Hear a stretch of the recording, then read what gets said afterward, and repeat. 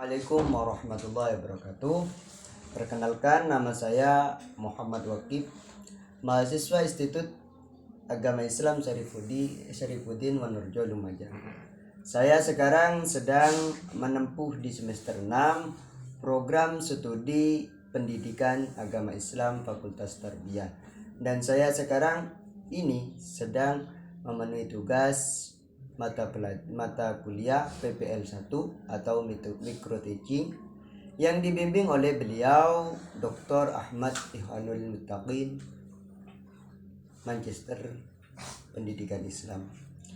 Langsung saja dari saya akan menjelaskan tentang cara menyusun perangkat pembelajaran. Sebagai untuk memenuhi tugas kuliah saya sebagai berikut. Yang pertama itu ketika kita mau menyusun perangkat pembelajaran, yang pertama itu adalah kita harus membutuhkan atau menyediakan kalender pendidikan terlebih dahulu. Karena ketika kita mau merancang yang lain, kita harus berpedoman pada kalender pendidikan terlebih dahulu. Kita menyajikan kalender pendidikan terlebih dahulu, baru kita menyusun rencana pekan efektif dan program semester dan program tahunan, silabus dan RPP.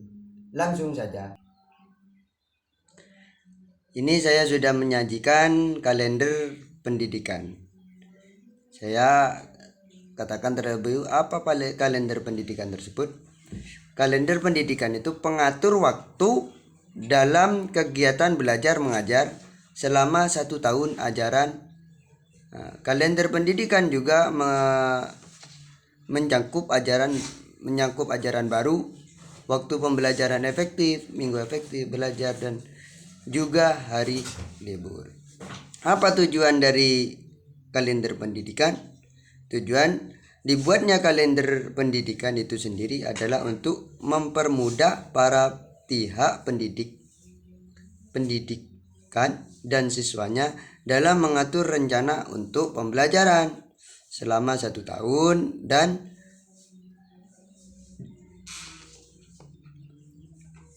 rencana yang paling efektif untuk pembelajaran.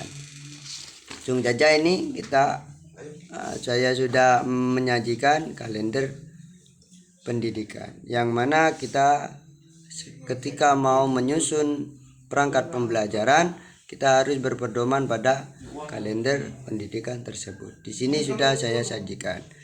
Ketika sudah membuat kalender pendidikan, maka kita menyediakan tentang yang namanya RPE atau rencana pekan efektif.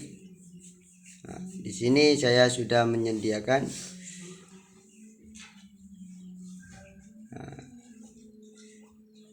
bagaimana cara mengisinya RPE ini. RPE itu rencana mingguan efektif ya, atau pekan efektif. Kita menghitung dari kalender tersebut. Contoh ini bulan Juli. Kita lihat di kalender.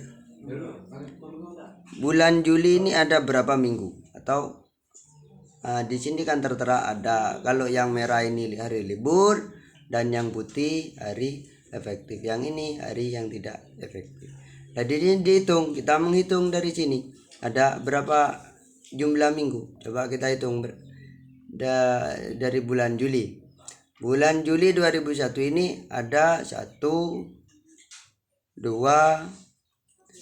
3, 4, 5. Ada 5 minggu. Langsung kita isi di sini. Jumlah minggu ada 5. Ada 5. Terus ini untuk mencari minggu efektif dan tidak efektif, kita lihat lagi. Yang efektif tadi yang warna putih. Kita buka dulu kalendernya. Nah, ini yang efektif. Yang tidak efektif berapa? Yang efektif ini ada 2 minggu. Ini 3, ini masuk ke 1 minggu ya. Ini yang hitam ini tidak efektif. Yang putih ada efektif. Yang efektif ada berapa minggu? 1, 2, 3. Ada 3 minggu.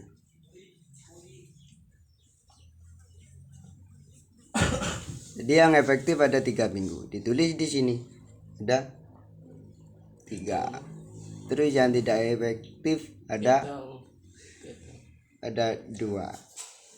Nah, cara mengisi rincian minggu efektif. Apa rincian minggu efektif itu? Rincian minggu efektif itu yaitu jumlah minggu dalam kegiatan pembelajaran tiap semester sesuai dengan ketentuan kalender pendidikan yang berlaku. Seperti tadi, ya, cara menghitungnya, cara mengisi rincian pekan efektif itu kita berpengacu pada kalender, melihat kalender.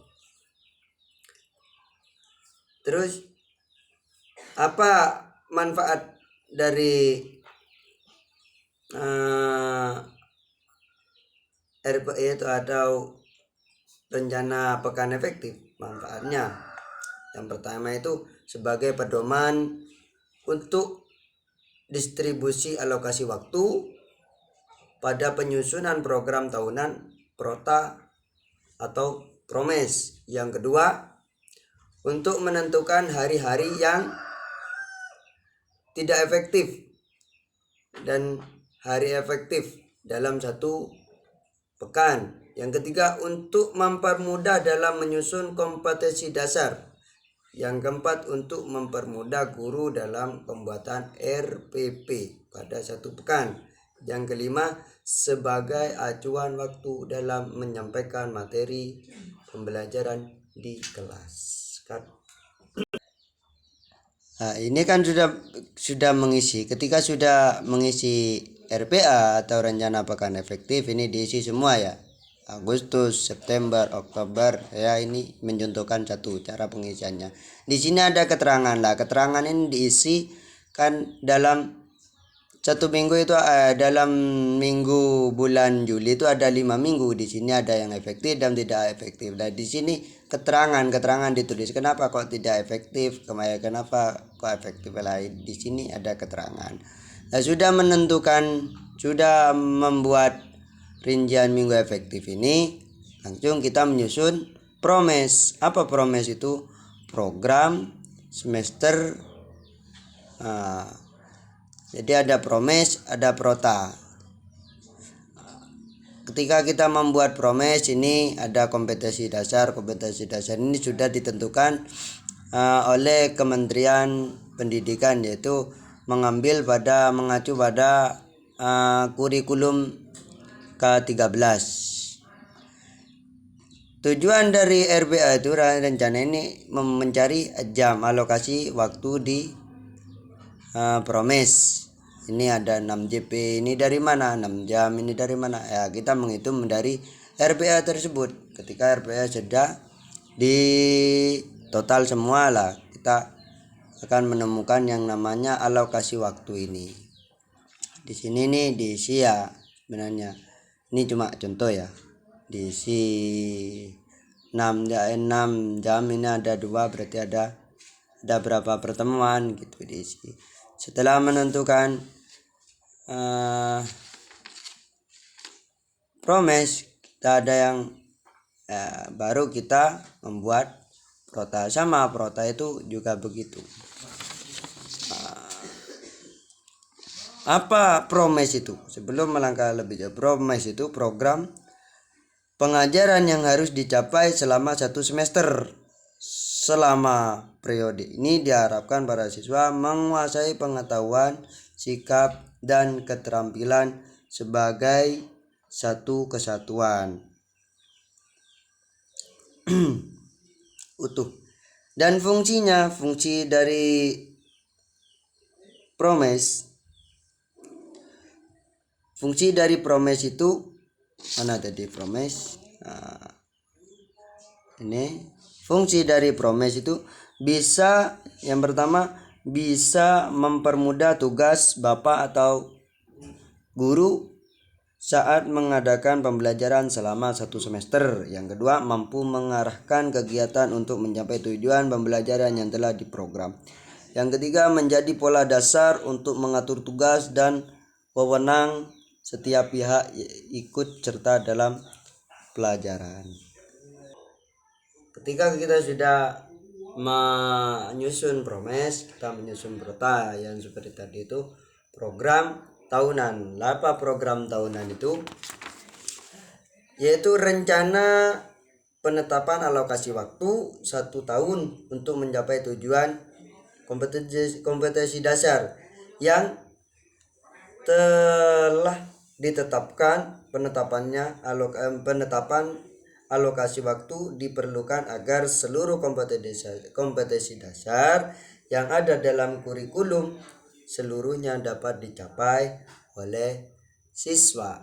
Dan manfaat dari Prota yaitu bagi guru dan sekolah adalah untuk mempermudah kegiatan belajar yang dilakukan di sekolah. Manfaat dari Prota bagi guru untuk mempermudah guru dalam penyampaian materi yang akan disampaikan sesuai dengan jam pelajaran yang telah dibuat. Setelah itu kita sudah merancang kalender, membuat RPA, membuat apa lagi, Promes dan Prota.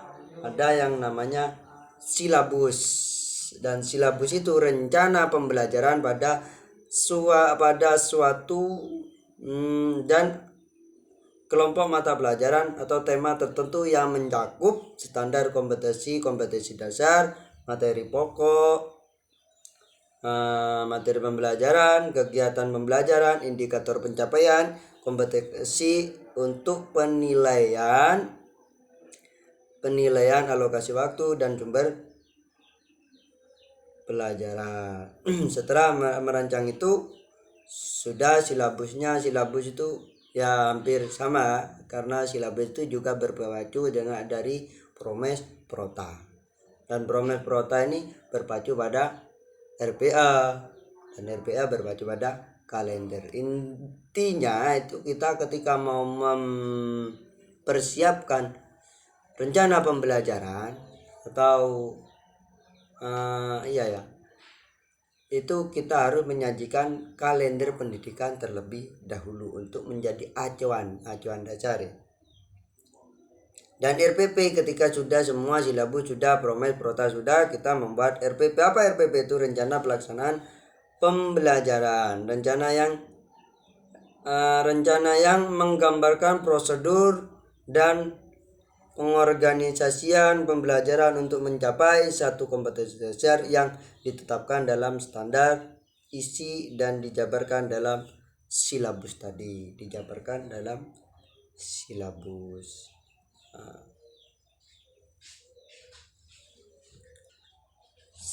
Sekian dari saya. Kalau ada kekurangan atau kekeliruan saya mohon maaf sebesar-besarnya, karena saya ini masih dalam proses pengembangan atau proses pembelajaran, jadi saya mohon maaf ketika ada kekurangan atau kekeliruan. Wabillahi taufiq wal hidayah. Assalamualaikum warahmatullahi wabarakatuh.